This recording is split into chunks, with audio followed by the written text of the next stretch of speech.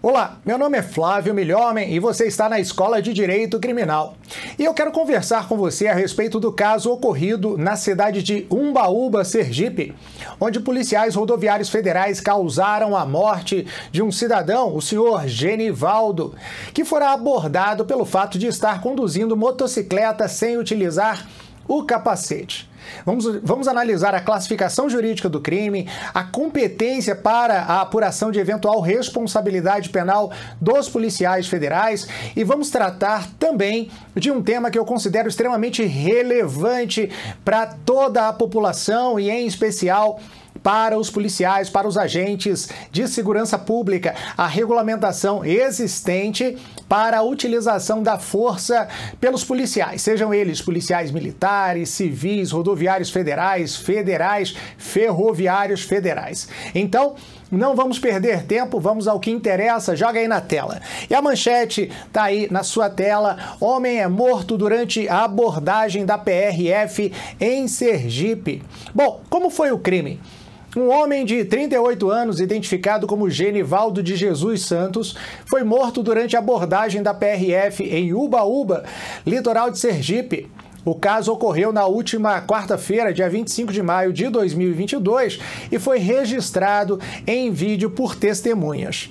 Apurou-se que a vítima, o senhor Genivaldo, era portador de psicopatia, portador de esquizofrenia e, salvo engano, a informação que chega é de que tentou se levar ao conhecimento desses policiais justamente essa doença que afligia a pessoa que fora abordada e que, em princípio, justificaria o seu comportamento diante da abordagem policial. O fato é que nada disso foi considerado relevante pelos policiais rodoviários federais, que resolveram pela detenção do senhor Genivaldo e, posteriormente, pela sua colocação no interior da viatura. O fato é que, em face da resistência ativa, como a própria nota da PRF demonstra, foi utilizado uma granada de gás lacrimogênio no interior de um veículo, ou seja, de um ambiente confinado, que veio a trazer como consequência a asfixia química do senhor Genivaldo, que fora levado até o hospital da cidade, mas que já chegara morto. O Instituto Médico Legal da Polícia de Sergipe, Polícia Civil de Sergipe, constata que a causa-morte foi a asfixia pela ingestão e inalação do gás utilizado pelos policiais rodoviários federais. O jornal O Globo fez uma análise fotográfica e cronométrica, né, a respeito da sequência de atos que levaram a essa fatídica conclusão que foi a morte do senhor Genivaldo, e eu mostro para você agora. Joga aí na tela, vai lá. Nessa primeira imagem, é a imagem que importa na filmagem inicial, com a abordagem do senhor Genivaldo, pelo fato de estar conduzindo essa motocicleta, scooter, né, lá na cidade de Umbaúba, Sergipe. Na sequência, já se vê os policiais abordando em número de 2 e imobilizando o senhor Genivaldo, procedendo à amarração de mãos e pés. E foi dessa maneira que o senhor Genivaldo foi colocado no interior da viatura, com mãos amarradas para trás do corpo e pés. E mais uma imagem, essa agora, que demonstra efetivamente o momento em que esse policial, o policial da esquerda, existem vídeos que atestam e demonstram que foi esse policial da esquerda que colocou a granada de gás lacrimogênio no interior do cubículo da viatura e restringiram, apesar dos gritos lacinantes da vítima, que ela fosse retirada do interior desse confinamento que hoje é chamado pela imprensa nacional e internacional como câmara de gás.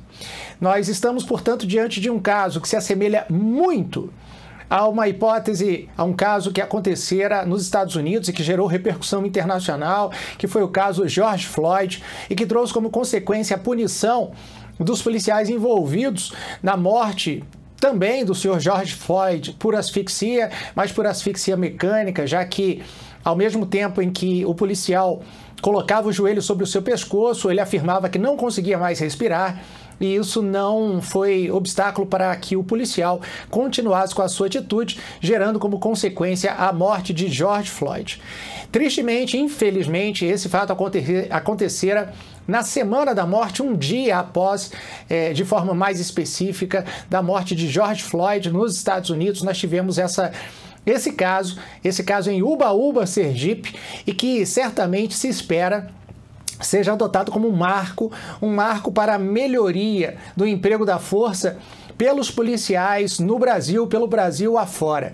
E isso será tema de análise que faremos já na sequência. Vamos primeiro tratar da classificação jurídica do crime, da competência para a apuração desses policiais, que eu devo trazer de forma bastante clara, que são suspeitos, mas que não são culpados, supostamente praticaram um crime, porque somente haverá certeza quanto às respectivas responsabilidades penais após a sentença condenatória transitada em julgado. O que nós fazemos aqui agora é o que farão os operadores do direito no estado de Sergipe, membros do Ministério Público Federal, delegado da Polícia Federal, responsáveis pela análise das circunstâncias fáticas, responsável pelos documentos que serão produzidos a partir da investigação, os laudos emitidos pelo Instituto Médico Legal, eventual reconstituição que será feita para chegarem à conclusão quanto ao indiciamento, eventual indiciamento e oferecimento da ação penal perante a Justiça Federal de Sergipe, tá bom? Como promotor de justiça que atua no controle externo da atividade policial militar do Distrito Federal, eu falo daquilo que faz parte do meu dia a dia, do meu cotidiano profissional. Muitos policiais sustentam que pessoas que são alheias aos quadros não podem tecer críticas a respeito de suas atividades. Enganam-se. Por quê? Porque polícia tem que ser controlada. E quem faz esse controle são órgãos externos. Caberá ao Ministério Público formar a sua opinião delicti quanto à eventual presença de elementos suficientes para o ajuizamento da ação penal. E caberá ao Poder Judiciário verificar, diante do cotejo das provas produzidas ao longo da instrução penal, se existe ou não existe responsabilidade penal. Não será a polícia que dirá se os policiais têm ou não têm responsabilidade. É a estrutura do sistema, a opção do legislador constituinte de 88, e é por isso que, com muita tranquilidade, eu abordo essa questão e refuto críticas de que pessoas que não integram os quadros das polícias não podem fazer a análise objetiva do caso. Sabemos das dificuldades da realização da atividade policial, isso vai ser abordado na sequência, mas sabemos que, apesar das dificuldades, as responsabilidades subsistem, as responsabilidades permanecem e, quando comprovadas, devem gerar consequencialmente a aplicação das respectivas sanções. Então, vamos analisar agora os aspectos materiais e processuais desse fato ocorrido lá em Sergipe, que vitimara, infelizmente, o senhor Genivaldo. Joga na tela, vai lá, muito bem. Tá aí a classificação jurídica. A classificação jurídica é a que o crime enquadra-se na hipótese constante dos artigos ou do artigo 1º, parágrafos 1º e 3º, última parte da Lei de Tortura, a Lei número 9.455 de 97, cuja pena varia de um mínimo de 8 a 16 anos. Professor, é tortura? Não é homicídio por dolo eventual? Não. Para que se caracterize o homicídio por dolo eventual, há que se identificar única e exclusivamente a adoção do ato e a indiferença em relação ao eventual resultado, o resultado morte do senhor Genivaldo. Não é razoável se acreditar que a realização da conduta trouxesse como consequência a indiferença dos agentes policiais rodoviários federais em relação à vida do senhor Genivaldo. Até porque eles sabem quais são as consequências da produção dolosa da morte de alguém. Haveria ali a certeza de que eles seriam responsabilizados, porque sabiam que estavam sendo filmados. E, obviamente, não queriam produzir a morte do senhor Genivaldo. Ponto. Eu não tenho dúvidas em relação a isso. Os policiais rodoviários federais não queriam produzir a morte do senhor Genivaldo. Mas as condutas adotadas, os atos executados levaram à morte do senhor Genivaldo. E, como tal, esta morte será atribuída aos policiais numa relação de causa e efeito, uma relação de causalidade. Mas eu não vou falar nem em dolo direto, obviamente, e também não vou falar em dolo eventual, porque não vislumbro, na hipótese em concreto, a indiferença desses policiais em relação à vida da vítima, muito menos em consideração à vítima do que das consequências daí decorrentes do reconhecimento da prática de um homicídio. Então nós temos a tortura e eu mostro para você por quê. Joga aí na tela, vai lá. O artigo 1º da Lei 9455/97 descreve o crime de tortura como constranger alguém com emprego de violência ou grave ameaça, causando-lhe sofrimento físico ou mental, com a finalidade de obter informação, para provocar ação ou omissão de natureza criminosa, em razão de discriminação racial ou religiosa. Essa é a primeira abordagem legal onde se descreve a finalidade da tortura. Mas logo na sequência, o parágrafo 1º da Lei de Tortura, Lei 9455, complementa, é uma norma de extensão de responsabilidade penal, quando é que também haverá tortura. Dá uma olhada aí, olha só. Na mesma pena, parágrafo 1º, na mesma pena incorre quem submete pessoa presa, é o caso do senhor Genivaldo, preso pelos pés e pelas mãos no interior de uma viatura policial, ou sujeita a medida de segurança a sofrimento físico ou mental por intermédio da prática de ato não previsto em lei ou não resultante de medida legal. O parágrafo 1º retrata toda aquela sequência de atos que nós acabamos de ver e que foram objeto de matéria, aliás, de capa do jornal O Globo, mostrando que o senhor Genivaldo foi abordado, foi imobilizado, teve mãos e pés presos, foi colocado no interior da viatura, portanto já estava sob a responsabilidade dos policiais rodoviários federais. Um deles jogou uma granada de gás lacrimogênio. Para você entender, uma granada de gás lacrimogênio é um instrumento de menor potencial ofensivo, mas utilizado para a contenção de multidões em protestos. E essa granada foi utilizada dentro de um espaço confinado, vamos trazer aí algo em torno de 3 metros quadrados, o interior de uma viatura da Polícia Rodoviária Federal, na qual se encontrava uma pessoa que fora lá colocada à força e que fora impedida de sair desse ambiente confinado que acabara por provocar-lhe a morte em razão da ingestão do gás.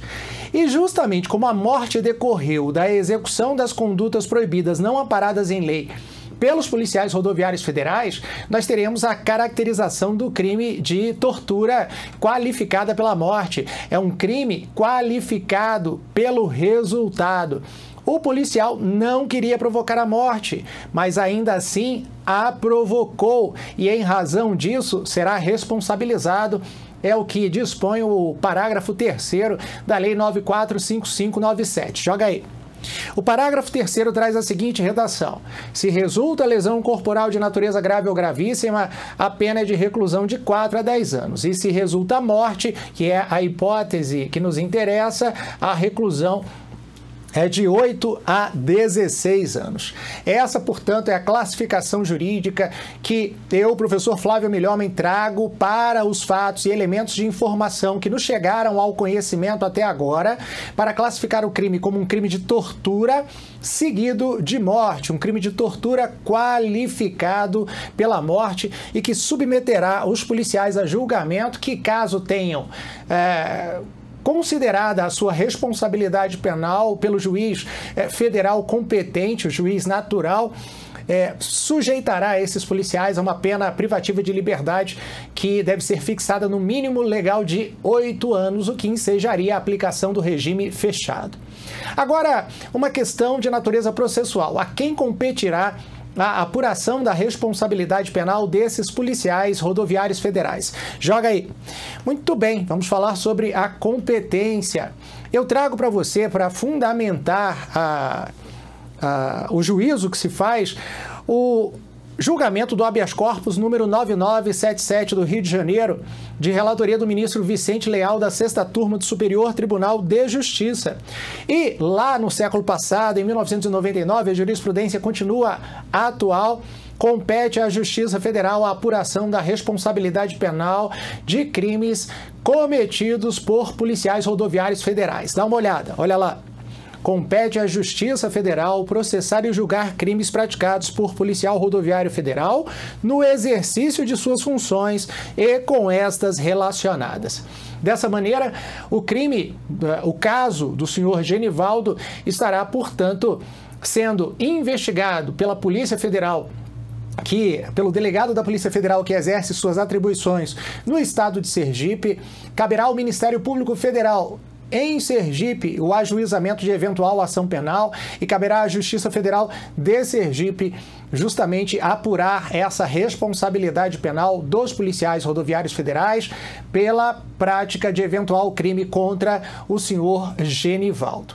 Temos então a análise material e a análise processual do caso, mas eu não quero ficar só nessa análise do caso em si. Eu quero tratar de um tema que é um tema extremamente relevante para todas as forças de segurança pública, para todos os agentes da segurança pública, sejam eles da Polícia Rodoviária Federal, da Polícia Militar, da Polícia Federal, da Polícia Rodoviária Federal, da Polícia Legislativa, da Polícia do Poder Judiciário.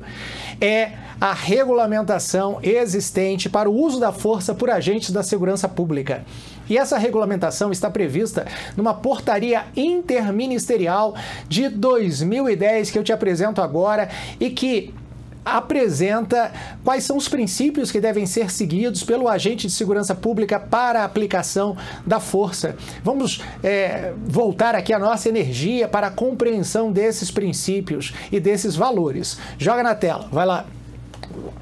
A portaria a que eu faço referência é a Portaria Interministerial número 4226, de 31 de dezembro de 2010, que estabelece diretrizes sobre o uso da força pelos agentes de segurança pública. E esta portaria interministerial, ela apresenta 5 princípios que devem ser considerados pelo agente de segurança pública quando da aplicação da força. São eles o princípio da legalidade, o princípio da necessidade, o princípio da proporcionalidade, ficou faltando o P aí, o princípio da moderação e o princípio da conveniência. A portaria, ela é descritiva, ela promove uma interpretação autêntica para que não haja dúvidas a respeito do teor da compreensão destes princípios. É o que nós fazemos agora. Vamos analisar, sob o ponto de vista do uso da força pelos agentes da segurança pública, o que são legalidade, necessidade, proporcionalidade, moderação e conveniência. Joga aí na tela, vai. Bom, por princípio da legalidade, entende-se que os agentes da segurança pública só poderão utilizar a força para a consecução de um objetivo legal e nos estritos limites da lei. Pelo princípio da necessidade, determinado nível de força só pode ser empregado quando níveis de menor intensidade não forem suficientes para atingir os objetivos legais pretendidos. Pelo princípio da moderação, o emprego da força pelos agentes de segurança pública deve sempre que possível, além de proporcional, ser moderado, visando sempre reduzir o emprego da força. Pelo princípio da proporcionalidade, o nível da força utilizado deve sempre ser compatível com a gravidade da ameaça representada pela ação do opositor e com os objetivos pretendidos pelo agente de segurança pública. E pelo princípio da conveniência, a força não poderá ser empregada quando, em função do contexto, possa ocasionar danos de maior relevância do que os objetivos legais pretendidos.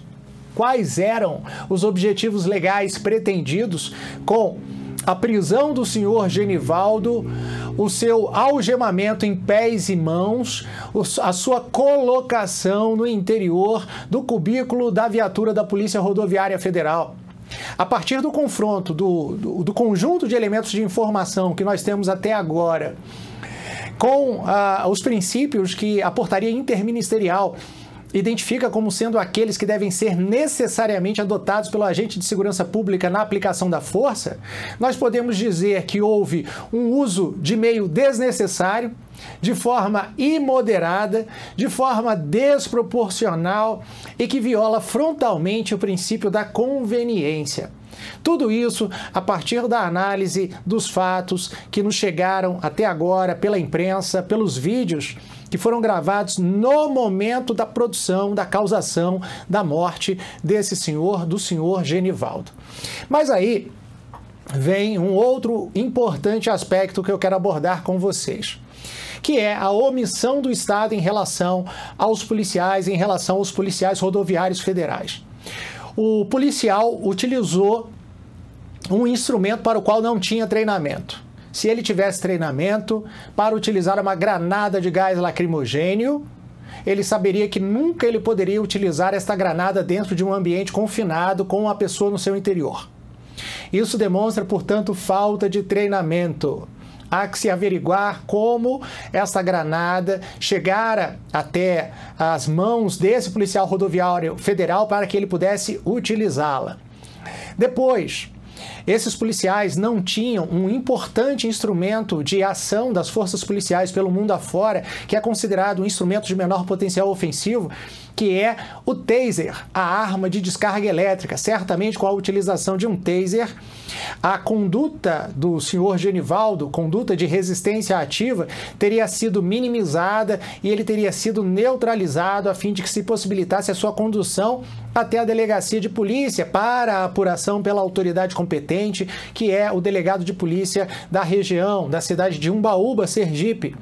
Não se quer justificar aqui que a falta desse instrumento do taser, que promove a descarga elétrica, é uma justificativa para a utilização da granada de gás lacrimogêneo. Não, de jeito nenhum, não há qualquer, em hipótese alguma, justificativa para a adoção pelo policial rodoviário federal desta granada. Aspergidor de gás lacrimogêneo, aspergidor de gás de pimenta ou de jato de pimenta no olho, é perfeitamente válido diante de determinada situação, porque importa numa gradação do uso da força. Nunca, jamais, em hipótese alguma, a utilização de uma granada de gás lacrimogêneo, que eu repito, é destinada para a contenção de multidões em manifestações. Deixa eu apresentar para vocês ainda outras regulamentações da portaria interministerial que justamente trazem o sustento para essa afirmação que eu acabo de fazer. Joga aí na tela, vai lá. A portaria dispõe que todo agente de segurança pública que, em razão da sua função, possa vir a se envolver em situações de uso da força, deverá portar, no mínimo, 2 instrumentos de menor potencial ofensivo e equipamentos de proteção necessários à atuação específica, independentemente de portar ou não arma de fogo, ou seja, a arma de fogo mais 2 instrumentos de menor potencial intensivo, tá bom? Beleza? Nesse contexto, trazendo aqui uma análise da atuação da Polícia Militar, nós teríamos a arma de fogo, a tonfa ou cacetete, um aspergidor de gás de pimenta, ou a arma de fogo, a tonfa e o taser, tá bom? Beleza? Joga aí na tela. Depois, nenhum agente de segurança pública deverá portar armas de fogo ou instrumento de menor potencial ofensivo para o qual não esteja devidamente habilitado. Regra expressa constante da portaria interministerial e que demonstra a má utilização jamais justificável da granada de gás lacrimogêneo num ambiente confinado com uma pessoa no seu interior. Meu amigo, minha amiga, eu espero poder, com essa análise do caso, trazer esclarecimentos acerca de eventual apuração da responsabilidade penal desses policiais rodoviários federais. Tenho respeito pela função desenvolvida pelos policiais, sejam eles policiais militares, federais, rodoviários federais, sejam eles policiais legislativos, do Poder Judiciário. Tenho a compreensão, igualmente, do texto constitucional de que polícia precisa ser fiscalizada, de que polícia precisa ser controlada e que esse controle tem natureza interna por meio das respectivas corregedorias e também por parte do Ministério Público, que não pode se furtar da sua atuação. Nesse sentido, espero que Justiça Federal do Estado de Sergipe, o Ministério Público Federal e a Polícia Federal encontre o apoio necessário para a realização da apuração objetiva dos fatos e possa levar à família do senhor Genivaldo e à comunidade de Umbaúba, Sergipe, a resposta célere acerca deste caso que trouxe consequências nefastas com a violação de direitos humanos e repercussões de natureza nacional e internacional com a má utilização da força pelos agentes de segurança. É muito importante que você, policial, saiba que está submetido à mais estrita forma de legalidade e que a violação da lei traz consequências. Assim, não tenha dúvida, o bom policial é aquele que cumpre a lei. O bom policial é aquele que observa os direitos humanos. E é assim que nós conseguimos um aprimoramento das relações sociais na comunidade e todos ganhamos com isso.